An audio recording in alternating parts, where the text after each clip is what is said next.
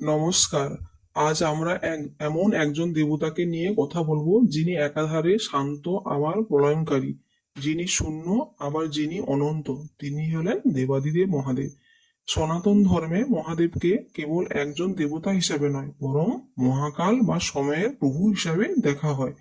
তার থাকবার কোনো রাজপ্রাসাদ নেই, তিনি থাকেন বরফে ঢাকা কৈলাস পাহাড়ে। গায়ে মাখেন ভস্ম, আর তার গলায় থাকে সাপ। এটি আমাদের শেখায় যে জীবনে ভোগবিলাস নয়, ত্যাগই হলো প্রকৃত শান্তি। শিব মানে হলো কল্যাণ, তিনি ত্রিমূর্তির মধ্যে একজন, যিনি বিনাশের দেবতা। কিন্তু এই বিনাশ খারাপ নয়, পুরনোকে ভেঙে নতুনকে গড়াই হলো তার প্রধান উদ্দেশ্য।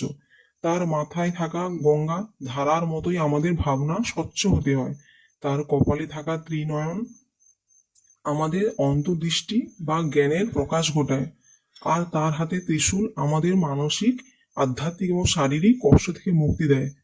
আমরা সবাই জানি সমুদ্র মন্থনের সময় যখন বিষ উঠে এসেছিল, তখন পৃথিবীকে বাঁচাতে তিনি সেই বিষ নিজে কণ্ঠে ধারণ করেছিলেন। তাই তিনি নীলকণ্ঠ। এটি আমাদের শেখায় যে অন্যের বিপদে নিজে কষ্ট সহ্য করেও জগৎকে রক্ষা করাই প্রকৃত বীরত্ব।